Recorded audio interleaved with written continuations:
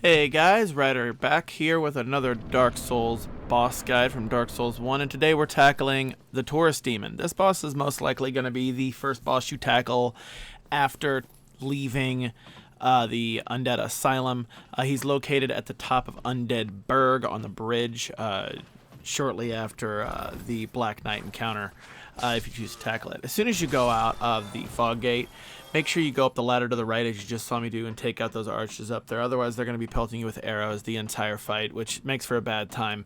We're also going to be using that upper ledge in the fight. Kind of akin to the Asylum Demon, this guy is not overly difficult, and even though you just saw me die because I was terrible my first attempt in this, he's really not overly difficult. As soon as he lands, turn around and run back up this ladder, and you can get some easy free damage on him with a plunging attack. Just like the Asylum Demon though, don't stay up there too long because he will jump up there with you and probably knock you into oblivion. Fighting him on this bridge can be a little bit of a challenge. You have very little maneuverability and area and space to work with. As you can see, I get hit trying to kind of get behind him.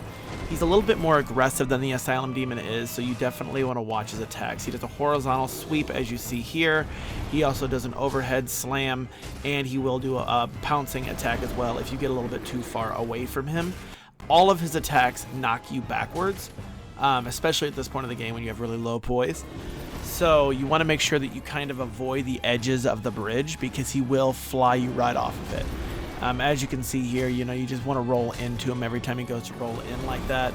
And you just kind of want to stay in close. A lot of his attacks will swing over you, allowing you to just kind of ride his butt like you do the Asylum Demon and drop him to his knees and just knock him out. He shouldn't pose too much of a problem for you. If you have high enough stats, it's possible to take half his health bar with the plunging attack.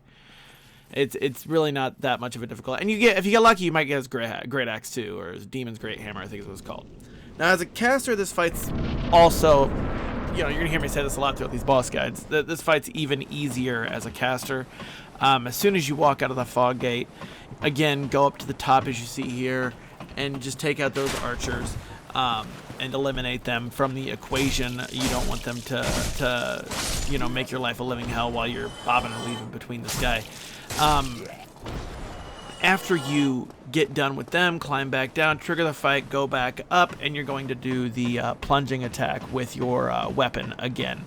It's always good as a caster to have a melee weapon on the side just in case you run out of spells. So as you can see, I'm using a long sword here as my weapon of choice. But once you get into the fight here, I'm going to turn around on 180 and I'll go back up and do like an easy plunging attack. Now you'll see me do exponentially less damage on this guy than I did on my melee run through, but he's really not, it's really not the point. It's just the free damage that you're after. As soon as you land, just like before, roll and get some distance, run if you have to, just get away from him. This trivializes him quite a bit because most of his attacks are at close range. The only thing he really does at long range is his leap attack here. And he'll just kind of spam that over and over again the more you keep distance from him for the most part. As you can see, that's all he keeps doing. And just keep backing up down the bridge and pelting him with soul arrows or spells or whatever you have. And then once you kind of run out of maneuverability, roll under his attack and just get to the other side of him and sprint down the bridge and rinse and repeat. And that's about it. The boss should die in no time. If you like this video, be sure to like, comment, subscribe. Come follow me on twitch.tv/Ryder29. I stream a variety of different games, from Soulsborne to all sorts of RPGs and MMORPGs. So if you like this, be sure to leave a comment down below if you have any questions.